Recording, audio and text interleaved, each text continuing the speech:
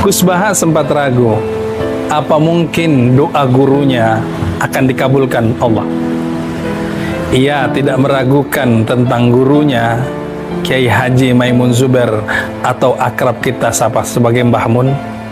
Dari segi keilmuan, dari segi karomah, dari segi kewaliannya. Tetapi apa yang ia minta ketika itu menurut Gus Baha tidak masuk akal. Kala itu Indonesia sedang dalam kondisi Pilpres 2019. Kandidat yang kembali muncul adalah kandidat yang sama pada Pilpres sebelumnya di 2014.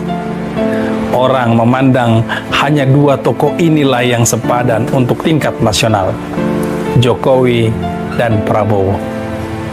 Orang juga kemudian khawatir bahwa jika terjadi perpecahan di antara keduanya, bukan mustahil itu juga perpecahan bagi bangsa dan negara, sebab hanya ada dua kutub yang saking kuatnya kedua tokoh ini. Dalam dua pilpres hanya ada dua sosok ini yang kembali dimajukan. Hal ini memunculkan kekhawatiran termasuk bagi Mbah Maimun. Ia memanjatkan sebuah doa pendek. Dalam doanya, Mbah Mun berkata, Allahumma alqi bainahuma ulfatan wa mawaddatan. Ya Allah, jadikanlah keduanya, Jokowi dan Prabowo, itu saling mengasihi, saling menyayangi.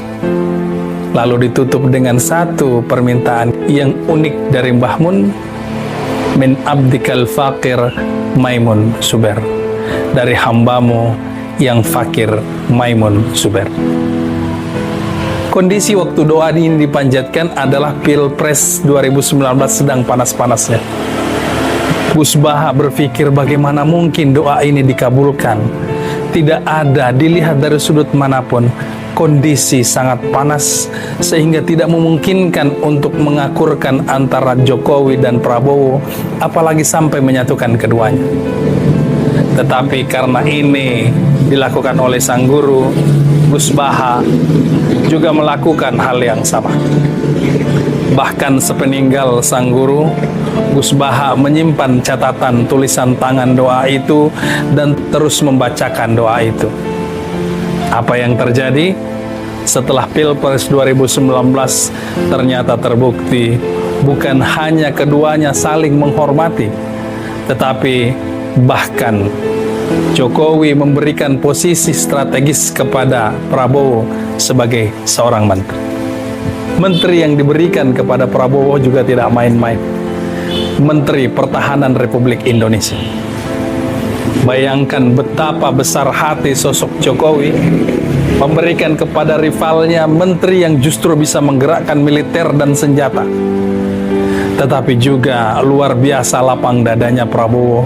Dengan amanat itu, ia tidak berkhianat, tetapi justru menjaga nama baik Jokowi, bangsa dan negara. Kenapa hal ini bisa terjadi? Kedekatan keduanya bukan saja kedekatan yang sama besarnya cinta mereka kepada bangsa dan negara, tetapi ada ikatan lain, ada ikatan persaudaraan lain, yakni ikatan yang diberikan oleh Allah atas permintaan seorang walinya, Kiai Haji Maimun Zubair, yang kemudian dilanjutkan oleh muridnya Kiai Haji Ahmad Bahauddin Nur Salim atau yang kita kenal Gus Baha.